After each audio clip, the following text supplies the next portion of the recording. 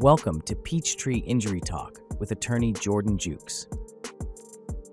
Hello and welcome to Peachtree Injury Talk with experienced attorney Jordan Jukes. Thanks for being here. My name is Kevin Rosenquist and I am your host. Today we're going to talk about uninsured and underinsured motorists in Georgia. Hey Jordan, how you doing? Hey Kevin, I'm doing really well. Thanks for having me back. Absolutely. It's good to see you. So can you explain the current state of uninsured and underinsured motorists in Georgia? Yeah, that's a great question. So let me first explain really to the viewers what uninsured motorist coverage is. And it sounds, it's a mouthful, but what really uninsured motorist coverage is exactly what it sounds like. It's a policy coverage you can buy through your own insurance to cover any part of a claim, medical bills, pain and suffering, lost wages that may be there or may be in excess of the other driver, the at-fault driver's insurance coverage. And to kind of put that in context, let me explain it this way. In Georgia, like in many states, there is a minimum amount of insurance, auto insurance coverage you have to purchase in order to be legal. And again, that doesn't mean that everyone actually purchases it. It just means there's a minimum amount to purchase in order to be legal. And in Georgia, that happens to be $25,000. The current state of uninsured motorist coverage is you can elect to purchase more coverage than the $25,000 that the other driver hopefully is at least carrying, so that you can have coverage beyond their $25,000 in the event you really have a serious injury. Yeah, you're right. $25,000 is for a serious injury or a big wreck. That's not very much money in the grand scheme of things. No, and really one of the golden rules is that you can never have enough insurance, and that's personal insurance, that's home insurance, that's business insurance, and that certainly applies to uninsured motorist coverage as well. And it's really the best way to protect yourself as a driver on the road. If you aren't sure what kind of coverage you want, get more than you think you may need. Obviously, it's the law. Not everybody follows the law. We know that across the board. But yes. What are some of the reasons why would people, find themselves without uninsured or underinsured? Yeah, that's a great question, Kevin, and there's a lot of reasons for it. Really, the bottom line reason is going to be money, because insurance costs money, and not everyone has that, unfortunately. Yeah. And sometimes people just forget to pay their payments or other things. They have an emergency on a month or something, and they don't pay, and the insurance company sends them a cancellation notice. They put it on their desk with the intent to pay. And sometimes at the worst time, they rear end someone or cause an accident, but they haven't caught up on their premium. And so it's canceled without their intent or knowledge. But still, once it's canceled, they are now uninsured. And so, and you'd be surprised. One of the things that never ceases to amaze me is how many people on the roads out there don't have any insurance. And so people will get in a wreck. They'll call us and they'll say, yeah, we've got to go to the ER. We've got a herniated disc, or hopefully, nothing too serious. And then we do a little research and we find out the other driver's policy was canceled a week or a month before the injury happened, and there's no coverage. Yeah, that's a tough spot to be in. We've talked before on this show about Georgia's fault system. How does that impact uninsured and underinsured motorist claims? Yeah, so the at-fault system here is that the at-fault driver is responsible to pay the fair compensation for your injury. And other states have other programs like a no at-fault, but here in Georgia, it's very simple. The person who's deemed at fault is responsible to pay for your medical bills, your pain and suffering, your lost wages, anything and everything that can be claimed under an injury claim. And again, it's important, though, because not everyone has adequate insurance to cover your potential losses. The best way to protect yourself is to maximize your own uninsured motorist coverage. Yeah, you're like protecting yourself against people who are either irresponsible or just can't afford it. Yeah, exactly right. Yeah. What options do victims have for seeking compensation after such accidents? If someone gets in a car wreck, and it happens every day here in Georgia and every other state, I always tell folks, that one of the first things you need to do is report the injury or report the accident to your own insurance company. And most states, including here in Georgia, have a time requirement. It needs to be reported within a reasonable amount of time. And that is one of the conditions or triggers to allow your uninsured policy to take effect if necessary. Some people, unfortunately, think, I'm not going to tell my insurance company about the wreck because I don't want my rates to go up, or I don't Right. want to be penalized for some reason. And I'm just going to cross my fingers that the other driver's insurance company plays fair and compensates me fully. And, 9 times out of 10, that does not happen. And so it's important to notify your insurance company of the wreck. And that doesn't mean you have to open a claim. Really, the best thing to do is just contact a trusted injury attorney so that they can sort of walk you through that process. But the very first thing you need to do is certainly let your insurance company know you got in a wreck so they can get things going on their end. What kind of challenges come with having an accident with an uninsured or underinsured driver? Great question. And there is a ton of challenges. And the main challenge is you're really on your own to be able to make a recovery. And that's a frightening situation, especially if you've been injured and your injury is serious. You need surgery, or there's multiple passengers or occupants in your vehicle. That can be really, really tough. And so the best advice I can give to the general public is assume the other drivers on the road either don't have insurance or are severely underinsured. And you just have to assume that your own injuries may be significant.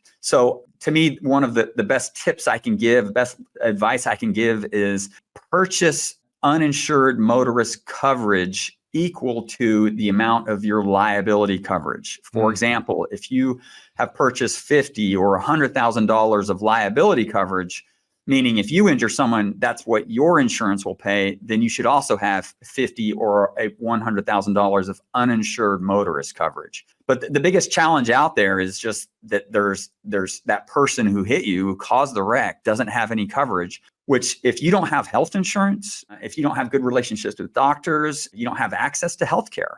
And you may not be able to get the healthcare you need if the other driver doesn't have any insurance coverage. So another good thing you can do is purchase a good health insurance policy in the event the other driver has no insurance coverage. At least you can get the medical care you need. Yeah, that's a good point. And yeah, I mean, I think that the common thought is, oh, well, if it's not my fault, then the other driver is going to pay for it. Well, if they don't have insurance, sure, I suppose you could sue them, but if they don't have any money, you're not going to get anything because they can't pay you.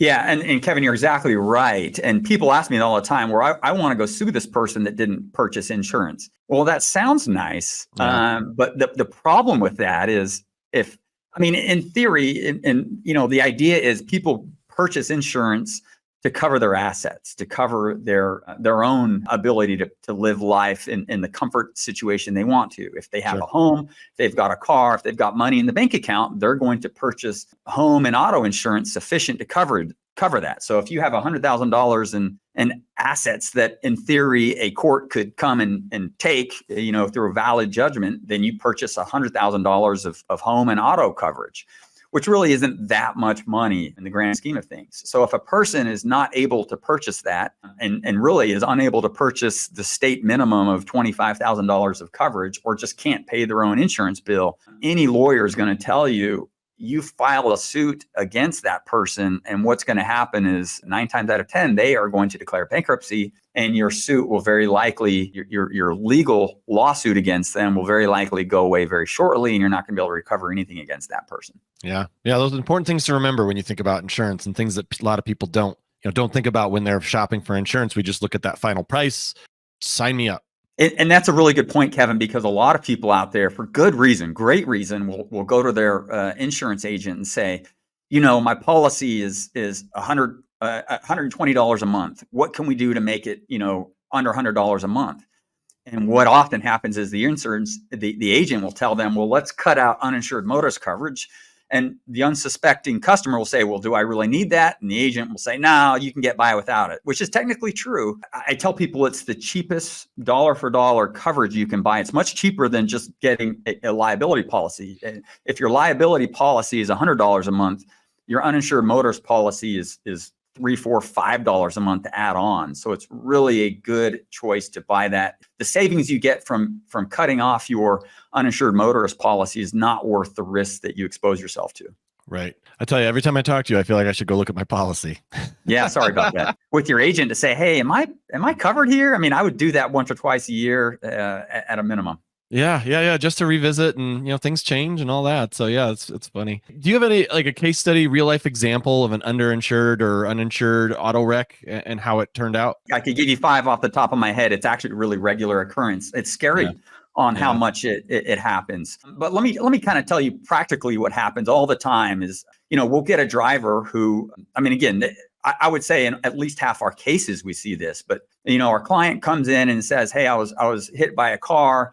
I'm going to see a chiropractor, or I've gone to the ER, and my chiropractor now thinks I need to get an MRI because my back is still hurting, my shoulders, I'm not able to sleep at night. I go get an MRI after a month, and then I'm suddenly getting referred to an orthopedist, a spine specialist, a joint specialist. And now the orthopedist is telling me, look, you're going to need some physical therapy and maybe even some injections in your spine. And maybe they even say, hey, look, there's a significant herniation or some damage to your spine that may require surgery. And, and so they're consulting with me and they say, look, I'm a little nervous because the other driver only has minimum policy coverage of $25,000. Well, if anyone finds themselves in that situation, they are already looking at a claim well in excess or well beyond the $25,000 policy that the at-fault driver might have. And so hopefully, and usually what happens is the other, our client has been wise to purchase, $50,000 to $100,000 of uninsured coverage.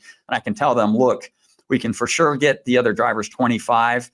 Let's also try and get, as much as we can from your own policy on top of that. And so if you think about it, young or old, someone gets injured and they have a permanent injury, a spine problem, a head injury, and the other driver has 25,000, it's going to be a drop in the bucket over your lifetime of what you're entitled to. So the long answer to your question, Kevin, that happens in, at least half the cases we see. You brought up a little bit ago about, someone doesn't want their rates to go up or things like that. I mean, is that a valid concern, or do we sort of overemphasize rates going up when we think about making claims? I mean, it's certainly a valid concern. And I, for one, totally understand why a client would be nervous about reporting an accident to their own insurance company when they had no fault. You get rear-ended at a stop sign. The other driver apologizes and says, we'll do everything I can. Here's my insurance card. That's a very valid concern, to this fear that, hey, I'm paying for insurance. I want to keep my insurance low. And now I've been in a wreck and I'm afraid that, this person who hit me may not have coverage.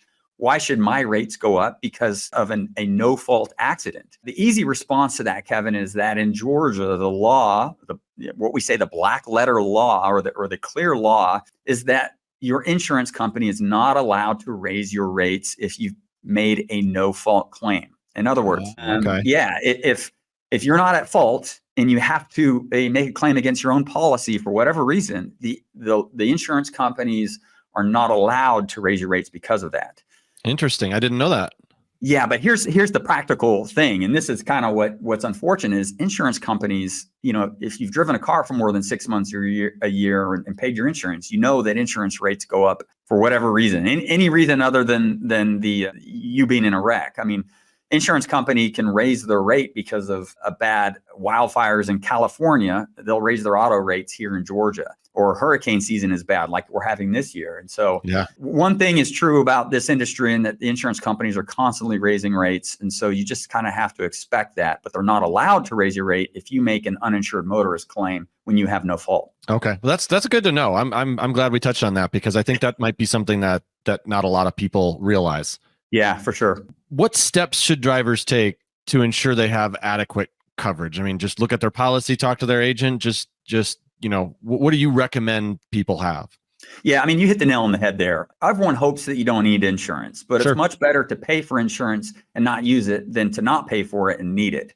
And so the best thing to do is to sit down, have a real talk with your financial advisor, kind of figure out what kind of insurance you need. Take a look at, your job, your money, your assets really, and then go to your insurance agent and talk to them and have an honest conversation with them and tell them, hey, you're a little concerned. Your job is going well. You've got a family, you have some assets, you've got some equity in your home.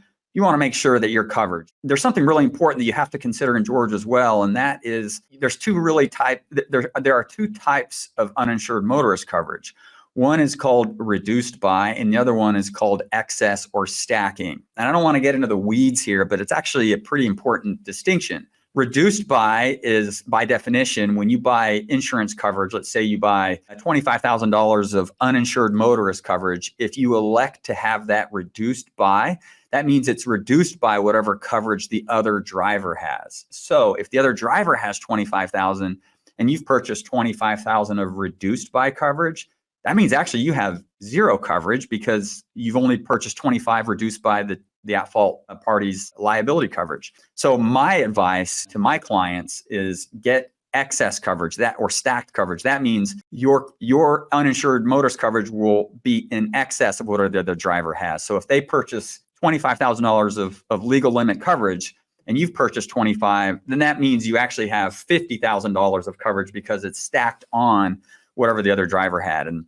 again, I know that's kind of getting into the weeds, but that's a really important distinction. And most states have some type of reduced by or stacked on delineation or option. And so it's important to recognize what your policy is. So highly recommend getting excess or stacked on coverage. It's nominally more expensive or add just a nominal amount more to your policy premium, but the benefits are tremendous. Are they usually packaged together, uninsured, underinsured, or are they separate? Yeah, so there's no real practical distinction for the everyday driver. Okay. The average citizen, there's no real distinction there. Most insurance companies will interpret those the same. We interpret them the same here in our office. So really the same thing there. When you go to purchase an auto policy, what you have to have is liability coverage. That's the real basic coverage to be legal, $25,000. You don't have to have uninsured, underinsured coverage. Right. Those are options that anyone that is driving should have. And my advice, my recommendation is to make it a stacked on uninsured motorist policy, stacked on to the other driver's liability policy. Definitely good advice as always. Well, thanks for joining us here on Peachtree Injury Talk with experienced attorney Jordan Jukes. If you'd like to get in touch with Jordan, you can reach out to his website at jukesfirm.com. And of course, please like and subscribe the channel. We like having you guys here. So thanks, Jordan. Really appreciate the talk and looking forward to the next one. Thanks, Kevin. Appreciate it. Thanks for watching. Be sure to hit that like and subscribe button and leave us a review in the comments.